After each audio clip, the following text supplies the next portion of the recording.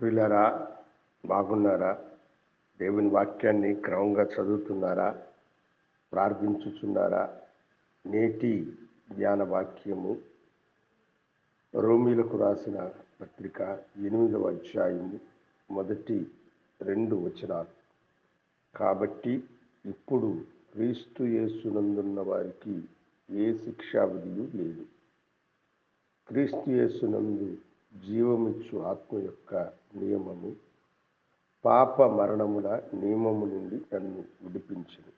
ఎట్లనగా ధర్మశాస్త్రము దేనిని చేయజాలకపోయెనో దానిని దేవుడు చేసెను. భక్తుడైన పౌలు ఇక్కడ చాలా చక్కటి ఆత్మీయపు మాటలను తెలియచేస్తూ ఉన్నారు. క్రీస్తు యేసునందున్న వారికి ఏ శిక్షావిధి లేదు అని తెలియచేస్తూ, యేసుక్రీస్తునందు జీవమిచ్చేటువంటి ఆత్మ యొక్క నియమమే పాప మరణముల నియమం నుండి తనను విడిపించను అని తెలియజేస్తున్నాడు. దానికి అనుగుణంగా ఆయన చెప్పే మాట ఏమిటంటే, ధర్మశాస్త్రము దేనిని చేయజాలకపోయెనో దానిని దేవుడు చేసెను అని అంటూ ఉన్నాడు. ధర్మశాస్త్రము దేనిని చేయజాలకపోయెనో దానిని దేవుడు చేసెను. దేవుడు ఇశ్రాయేలు ప్రజలను విమోచించిన తర్వాత వారు పాపరహితులైన ప్రజలుగాను తన నిబంధన ఆజ్ఞలను అనుసరించి జీవించే ప్రజలుగా ఉండడానికి 10 ఆజ్ఞలతో కూడిన ధర్మశాస్త్రమును వారికి అనుగ్రహించినాడు. అయితే ప్రభు ఏ ఉద్దేశంతో ఆశించి ధర్మశాస్త్రమును తన ప్రజలకు అనుగ్రహించినారో ఆ ఉద్దేశము నెరవేరలేదు.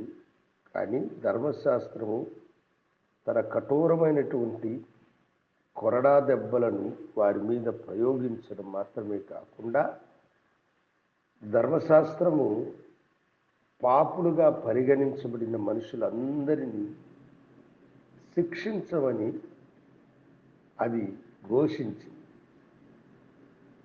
ధర్మశాస్త్రము చేయలేని దానిని దేవుడు చేశాడు.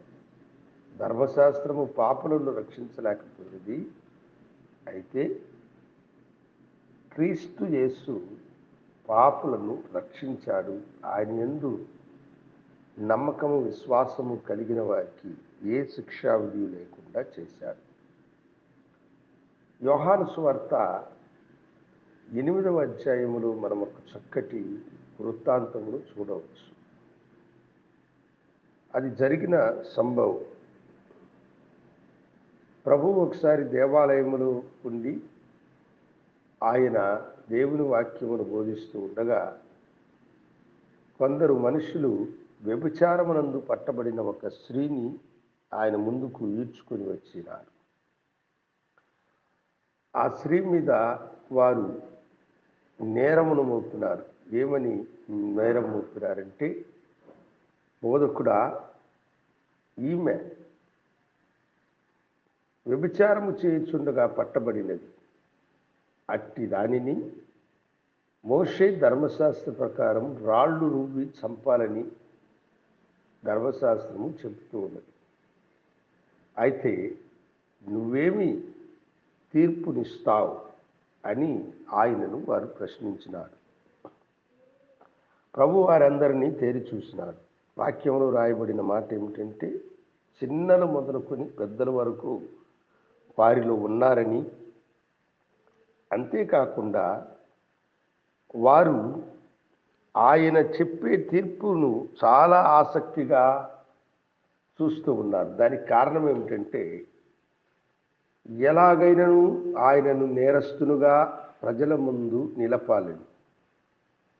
ఆయన ఆ స్త్రీని రాళ్లతో కొట్టి చంపండి అని చెప్పినట్లయితే, నీవు పాపులను రక్షించుటకు ఈ లోకానికి వచ్చినానని నీవు చెప్పితువే, పాపుల స్నేహితుడు అని చెప్పితువే, నశించే దానిని వెదకి రక్షించుటకు వచ్చినానని చెప్పితువే, నువ్వెలా పాపులను రక్షించగలుగుతావు? ఇదిగో పాపిని శిక్షించమని కదా నువ్వు చెప్తున్నావు అని నేరం మోపొచ్చు. ఒకవేళ ఆయన రాళ్ళు రువ్వి ఆమెను చంపకండి అని కనుక చెప్పితే, ఇదిగో చూసారా, మేమందరము చెప్పాము కదా, ఇతడు ధర్మశాస్త్రమునకు విరోధి, ధర్మశాస్త్రమును ఇతడు అనుసరించడం లేదు, మోషే ధర్మశాస్త్రమునకు ఇతడు విరోధి అయినటువంటి మనుషుడు అన్న నేరము మోపాలని. ఎందుకంటే యూదుడుగా పుట్టిన ప్రతి వాడు ధర్మశాస్త్రమును అనుసరించువాడిగా ఉండాలి. యేసు ప్రభు కూడా అనేక సార్లు ఆయన అందరితో చెప్పిన మాట ఏమిటంటే, నేను ధర్మశాస్త్రమును నెరవేర్చడానికి వచ్చానే కానీ ధర్మశాస్త్రమును నేను కొట్టివేయడానికి రాలేదని చెప్పినటువంటి వాడు, ధర్మశాస్త్రమును తాను అనుసరిస్తూ ఉన్నానని చెప్పినటువంటి వాడు. కనుక ఎలాగైనాను ఆయనను ఇరకాటములో పెట్టి ఆయనకు ఇబ్బందిని కలుగ చేసి ప్రజలలో ఆయనను అవమానపరచాలన్నదే స్వనీతి పరులైనటువంటి ఆ మనుషుల యొక్క ఉద్దేశమే కానీ ఇక వేరొక భావము వారికి లేదు. అందుకని ప్రభువారు వారిని తేరి చూసి ఆయన వారితో ఒక మాట చెప్పాడు. ఏమిటి ఆ మాట అంటే, మీలో ఎవరు పాపము చేయలేదో వాడు ఒక్క రాయిని తీసి ఆమె మీద వేయండి అని ప్రభు చెప్పాడు. మీలో ఎవరు పాపము చేయలేదో అని ఆయన అన్నారు. నేను ఇంతకుముందు చెప్పినట్లుగా వారిలో చిన్నవారి మొదలుకొని పెద్దవారు వరకు ఉన్నారు కనుక వారు ఒకరినొకరు చూసుకుంటూ వెళ్ళిపోయినారు. ఆ స్థలమంతా ఖాళీ అయిపోయింది. ఆయన కూడా నేల మీద ఏదో రాసుకుంటూ ఉన్నాడని వాక్యము తెలియచేస్తుంది. చరిత్రకారులు కొందరు ఈ భాగాన్ని వారు తెలుపుతూ వారు వ్యాఖ్యానిస్తూ ఏమన్నారంటే, ఆయన క్రింద రాసేటప్పుడు ప్రతి మనుషుడు వానిలో ఉన్న దోషము లేకపోతే వానిలో ఉన్న పాపాన్ని ఆయన రాసినాడు అని అన్నారు. ప్రతివాడు పాపి, జన్మతో సహా మనుషుడు పాపి అయినటువంటి వాడు. ప్రతి మనిషిని పాపము రాజ్యం వెళుతున్నది కనుక ప్రతి మనిషిలో కూడా, అందుకనే తమ పాపము ఎక్కడ బయటపడుతుందో అని చెప్పి వారు వెళ్ళినారు. ఆయన మీలో వ్యభిచారము చెయ్యని వాడు ఎవడో ఒక రాయి వేయండి అని ఒకవేళ అని ఉంటే అందరూ వ్యభిచారులుగా ఉండేవారు కాదు. ఎందుకంటే అక్కడ చిన్నలు మొదలుకొని పెద్దల వరకు ఉన్నారు. అందుకని ప్రభు మీలో పాపము చేయని వాడెవడు వాడు ఒక రాయి వేయండి అని చెప్పినప్పుడు ఆ స్థలమంతా ఖాళీ అయిపోయింది. ఆ స్త్రీ కన్నీటి మున్నీటితో ఆయన పాదముల దగ్గర పడి ఉన్నది. ఒకసారి ఆ పరిస్థితులను ఊహించి చూడండి. ఆ మనసులో ఎంత వేదన, ఎంత గాయము, ఎంత బాధో చెప్పలేము. అయ్యో, ఏదో నా బ్రతుకు తెరువు కోసం లేక నా కుటుంబ పోషణ కోసం నేను ఈ వ్యభిచారపు వృత్తిని చేయిస్తూ ఉన్నాను. గనులైన వారు మొదలుకొని, అధికారంలో ఉన్నవారు మొదలుకొని, ఎందరో ఈ పట్టణంలో ఉన్నవారు నా శరీరమును ఆశించి నా దగ్గరకు వచ్చి తమ కోరికలను తీర్చుకుని వెళ్ళి ఈరోజు నన్ను నేరస్తురాలుగా చేసి ఇంత జనసమూహము ముందు నాకు ఇంత పెద్ద అవమానమును కలుగు చేసినారే, బ్రతకడము కంటే చావే లాభము అన్నటువంటి భావాలన్నీ ఆమె మనసును పిండుతూ ఉండగా అవన్నీ కూడా కన్నీళ్ళ రూపంలో బయటకు పొంగుతూ ఉన్నాయి. ఆమె ఏడుస్తూ ఉన్నది. అయితే లోకరక్షకుడైనటువంటి యేసుక్రీస్తు ఆ స్త్రీని చూసి ఒక చక్కటి మాటను సంబోధించినాడు. అమ్మా, ఎవ్వరూ నీ మీద రాయి వేయలేదా? నేను కూడా రాయి వేయను. నీవు సమాధానము కలిగిన దానివై ఇక మీదట పాపము చేయకుండా వెళ్ళుము అని పాపపు హెచ్చరికను, పాపము చేయొద్దన్న హెచ్చరికను ఆమెకు ఆయన అనుగ్రహిస్తూ ఉన్నాడు. గమనించండి దేవుని బిడ్డలారా, ఎవ్వరూ రాయి వేయలేదు.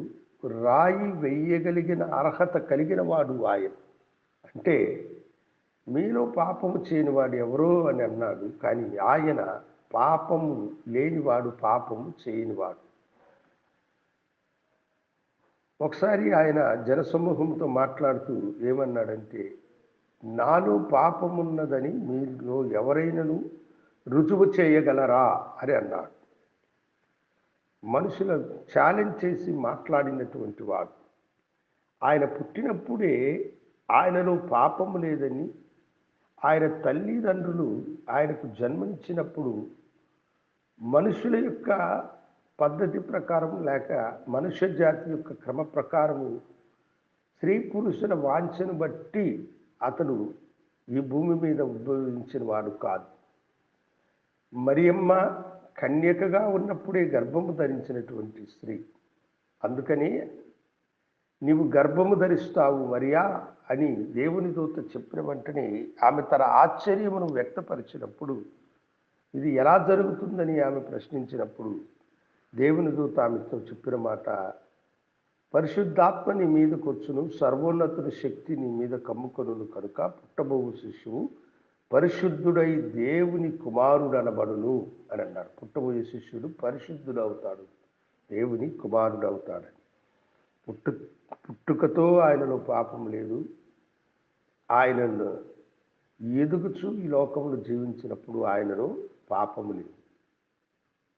పాపరహితుడైనటువంటి క్రీస్తు ఆమె మీద రాయి వేయడానికి అర్హుడే. కానీ ఆయన అన్నాడు, నేను నీ మీద రాయి వేయనని అమ్మాని సంబోధించడం ద్వారా ఆమె హృదయంలో ప్రేమ అనేటువంటి పెద్ద బండను వేశాడు. ఆ బండ ఆమె హృదయాన్ని చిత్తకొట్టింది కనుక ఆ హృదయంలో ఉన్న పాపమంతా నలిపివేయబడి బయటికి వచ్చింది కనుక ఆమె సమాధానం కలిగి వెళ్ళింది. దేవుని బిడ్డలారా, క్రీస్తు యేసునందున్న వారికి ఏ శిక్షావిధి లేదు. ఎందుకంటే ఆయన పాపముల నుండి వారిని రక్షించి దేవుని రాజ్యములోనికి వారిని చేర్చిన గొప్ప దేవుడు. అందుకని పాపపు శిక్ష, పాప భయము, మరణ భయము దేవుని బిడ్డలైన మనకు లేదు. ఆ యొక్క గొప్ప భాగ్యము మీకును కావాలంటే యేసుక్రీస్తుని మీ సొంత రక్షణగా అంగీకరించి పాప భయము, మరణ భయములో నుండి మీరు బయటకు రావాల్సిందిగా ప్రభు పేరిట మీకు తెలియజేస్తున్నాను. ప్రభువుని విశ్వసించిన బిడ్డలారా, మీరు విశ్వాసమునందు ఇంకా స్థిరులై ముందుకు కొనసాగండి. God bless you. దేవుడు మిమ్మలను దీవించుగాక. ప్రార్థించుకుందాం. మహాగరుడ, పరిశుద్ధుడ, ప్రేమ నమ్మకము కలిగిన మా యేసుస్వామి నీకు వందనాలు చెల్లిస్తున్నాను. మీరెంతో ప్రేమామయుడైన దేవుడు, ప్రేమమూర్తి నాయన. మీరే ప్రేమ. మీ ప్రేమ చేత పాపాత్మురాలైన స్త్రీని మీరు రక్షించినట్లు ఈ లోకములో ఇంకా పాపపు ఊబిలో మునుగుచున్న అనేకులను మీరు రక్షించండి. అందుకే మీరు ప్రజలందరూ కొరకై కల్వరి శిలువలో నీ రక్తము చిందించి తిరిగి లేచినారన్న సత్యము వారు గ్రహించే భాగ్యము దయచేయండి. ఇదిగోనైనా ప్రిబిడలను నిధి వితరణకు అప్పగిస్తున్నాను. ఎంతో లేమితో బాధపడుచున్న వారిని కలిమి బాటలోనికి నడిపించండి. రుణబాధలలో కృంగిస్తున్న వారికి రుణబాధల నుంచి విడుదలనివ్వండి. అనేకమైనటువంటి ఇబ్బందులతో వేదన పడుచున్న వారికి మీరు తండ్రి నెమ్మదిని అనుగ్రహించండి. వారు చేసే వ్యాపారము, వారి ఉద్యోగ స్థలము, వారు నివసించే ప్రాంతము, వారి చుట్టుపట్ల నీ సన్నిధి, నీ కృప వారికి ఎల్లప్పుడూ తోడుగా ఉండి ఆశీర్వాదకరంగా ఉండే భాగ్యము దయచేయండి. వ్యాధి బాధల నుంచి బిడ్డలను విడుదల చేయండి నాయన. చదువుకునే బిడ్డలకు అయ్యా మంచి సీటు కొరకై, మంచి కాలేజీలో అడ్మిషన్ కొరకై ఎదురు చూసే ప్రతి బిడ్డకు తండ్రి కృపను మీరు అనుగ్రహించి ఆశీర్వదించమని నీ దివ్య కరములకు బిడ్డలను సమర్పిస్తున్నారు. అయ్యా గుడ్రాలైన స్త్రీలకు గర్భఫలమునివ్వండి, ఆశీర్వదించండి. మనకి మహిమకరంగా వాడుకోమని ఘనత మహిమ ప్రభావం మీకు సమర్పించుకుంటూ ఈ మంచి సమయం దీవులతో నింపినందుకై యేసునామని అడిగి వేడుకుంటున్నాము తండ్రి. ఆమెన్. శుభోదయం. ప్రభు మిమ్మల్ని దీవించునుగాక. ఆమెన్.